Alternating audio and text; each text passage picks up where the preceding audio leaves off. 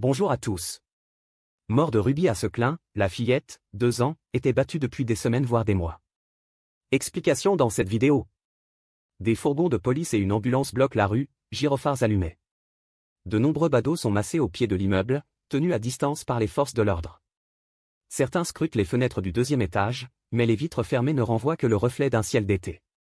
Soudain, un grondement parcourt l'attroupement. Marilyn vient de sortir du hall, encadrée par 2 policiers. Vêtue d'un jean noir et d'un t-shirt vert, ses cheveux blonds platine soigneusement tressés, elle arbore son éternel look d'influenceuse de seconde zone. Seule nouveauté, les menottes qu'elle a au poignet. Et les larmes qui commencent à perler sur ses joues. Sur son passage, toute la colère accumulée explose, les insultes fusent. Salope, mère indigne, meurtrière. La jeune femme encaisse les injures, tandis que son escorte la pousse vers un fourgon. Mais c'est pas moi, bredouille-t-elle entre 2 sanglots. Elle dit vrai. Ce n'est pas elle qui a tué sa fille. Mais c'est tout comme. Elle penserait plus à se pomponner qu'à pouponner. Ici, dans le quartier de la Mouchonnière à Seclin, en banlieue lilloise, Marilyn, 25 ans, traîne depuis toujours une mauvaise réputation. On raconte qu'enfant déjà, petite dernière de parents divorcés, elle se comporte comme une princesse capricieuse. À l'adolescence, elle vire à la starlette. Maquillage maîtrisé, des piercings au nez, à la langue et au ventre, largement découverts par des crop tops ultra courts. Cette fille semble n'avoir qu'un but dans la vie, séduire. Elle n'a que 18 ans lorsqu'elle tombe enceinte. Coup de chance, Thibaut, le père, travaille en intérim et assume la situation. Il reconnaît le bébé. Et voilà le petit couple installé dans un logement social. 2 autres enfants vont suivre, une fille en 2019 et la petite Ruby, née le 24 novembre 2020. Ces 3 grossesses, il faut bien le dire, n'ont pas assagi Marilyn. Les mauvaises langues disent qu'elle ne pense qu'à se pomponner, à peaufiner son lissage et s'éterniser chez sa copine prothésiste pour choisir ses prochains faux ongles. Grâce aux aides sociales, Marilyn achète toutes les fringues et les produits de beauté qui lui tapent dans l'œil. Et pendant ce temps, ces 3 petits blondinets poussent comme ils peuvent. À croire que le plus important, pour leur maman, c'est de continuer à sortir en boîte. Selon les rumeurs, persistantes, Marilyn en profiterait pour tromper Thibaut sans vergogne.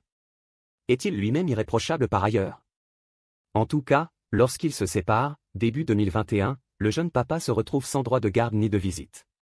Marilyn, elle, se réfugie rue Antoine Watteau chez son père, avec ses 3 mômes, pour vivre à 4 dans la même chambre. Les voisins ne sont pas près d'oublier le passage de cette star dans leur immeuble. Marilyn n'est pas du genre à s'embarrasser, elle balance directement les ordures et les couches sales des gosses par la fenêtre. Les descendre dans le local à poubelle serait-il trop fatigant, et pas digne de son standing? Évidemment, elle finit par avoir une amende, dont s'acquitte son père. Et lorsque Marilyn réveille tout le monde à 3 heures du matin, hystérique, en hurlant aux enfants. Fermez vos gueules, c'est encore lui qui doit s'excuser auprès des voisins. En décembre 2022, quand elle obtient enfin un logement, le soulagement est général. L'appartement, au 2e étage, est vaste et pratique, 85 mètres carrés et 3 chambres. Pour ses nouveaux voisins, l'enfer commence. Les cris dans la journée, les visites nocturnes intempestives pour quémander du coca, du lait ou des couches pour la petite dernière. Sans compter le défilé des types qui viennent sonner chez Marilyn en pleine nuit, et sûrement pas pour jouer au Scrabble. Marilyn, dit-on, enchaînerait les liaisons avec les hommes, avec un goût prononcé pour les voyous et les ex-tolards. Son fils aîné n'est pas dupe. Un jour, leur voisin de palier l'entend dire à sa mère, « Salope, tu te fais sauter, t'aimes bien ça ?»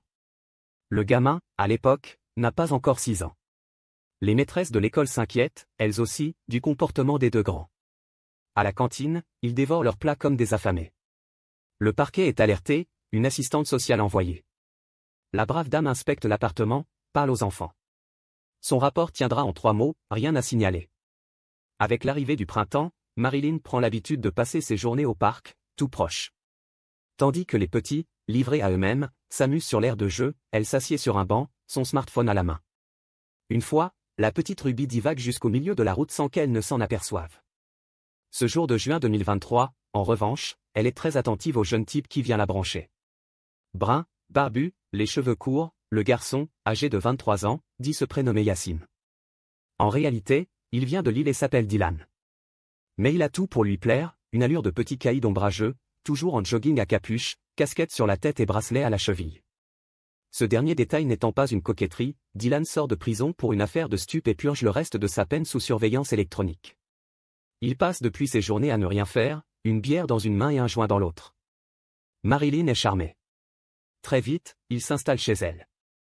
Et la tragédie s'enclenche. Ces deux-là se sont bien trouvés. Dylan, lui aussi, accorde une grande importance à son apparence.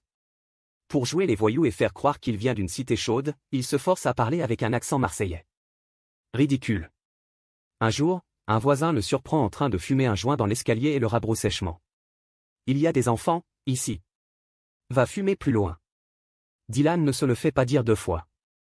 En vérité, avec sa carrure de mouche, il ne fait peur à personne. Du moins, pas aux adultes. C'est vers cette même époque que l'on commence à moins voir la petite Ruby, âgée de 2 ans et demi, toute jolie avec ses nattes et son sourire espiègle. Elle ne joue plus sur l'air de jeu avec son frère et sa sœur. Quand les voisines s'en étonnent, Marilyn a toujours une explication. Un jour, sa fille est malade, elle a de la température, comme elle dit. Un autre jour, elle s'est cognée contre la table du salon et est au lit. Ou encore elle a préféré rester avec son grand-père, qui est venu faire des travaux dans l'appartement. Seulement, à partir du 14 août, on ne voit plus du tout Ruby dans l'immeuble. Où est-elle passée? Le jeudi 17 août, après avoir déposé les deux grands au centre aéré, Marilyn se rend au marché avec sa sœur. Pendant qu'elle fait ses courses, son téléphone sonne. Elle décroche et demande aussitôt. Comment va la petite? Sa sœur n'entend pas ce que répond Dylan à l'autre bout du fil, mais Marilyn écourte la conversation. Ok, j'arrive. Pourquoi Dylan l'a-t-il appelé? Que lui a-t-il dit? On l'ignore. En tout cas, Marilyn ne semble pas perturbée. Elle prend même le temps d'acheter une énième casquette à son homme avant de rentrer chez elle. Ce même jeudi, peu avant 16 heures, le voisin direct de Marilyn, à son retour du travail, tombe sur des policiers et des pompiers dans la cage d'escalier. La jeune maman est là. En larmes. Ma fille, gémit-elle en formant une croix avec ses mains. Le voisin aperçoit des secouristes s'affairer dans l'appartement. Et des renforts arrivent encore, une équipe du SAMU, des policiers municipaux, d'autres pompiers qui s'engouffrent dans l'immeuble. Les curieux se rassemblent sur le trottoir et le bruit se répand, la petite Ruby aurait été séquestrée et frappée depuis une semaine dans sa chambre. Elle serait morte le matin même, au bout de 3 jours d'agonie. De fait, la fillette est bien décédée. Elle a de nombreux hématomes, dont certains anciens, sur les jambes, la nuque, le crâne. Il y a aussi des traces de doigts autour de sa gorge, signe d'une probable strangulation. Quelques minutes plus tard, on l'a vu, c'est le départ de Marilyn, copieusement huée par la foule. Puis Dylan apparaît à son tour, serré de près par des policiers. On attend maintenant leurs explications. Placé en garde à vue, le couple donne des versions contradictoires. Marilyn affirme avoir été agressée la veille en pleine rue, alors qu'elle marchait seule avec Ruby. Interrogé dans une pièce différente, Dylan évoque pour ça par une mauvaise chute. Il serait tombé alors que Ruby était dans ses bras. Ben voyons. Un pitoyable mensonge qui ne résiste ni aux conclusions du légiste, ni à l'examen du smartphone de Marilyn. Il contiendrait, paraît-il, des photos insoutenables, laissant penser que Ruby était bel et bien frappée régulièrement. Dylan et Marilyn sont coincés. Lui est mis en examen pour meurtre sur mineur de moins de 15 ans, elle pour non-dénonciation de mauvais traitement. Non-assistance à personne en danger et non-dénonciation de crime.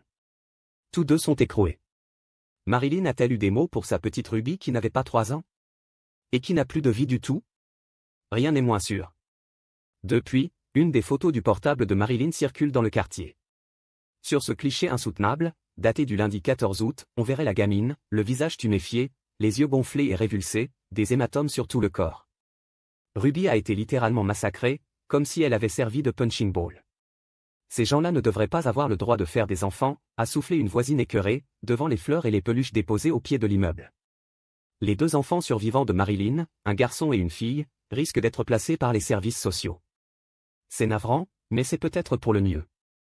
Merci d'avoir regardé, n'hésitez pas à partager la vidéo avec vos amis et à vous abonner à notre chaîne pour ne manquer aucune de nos futures vidéos.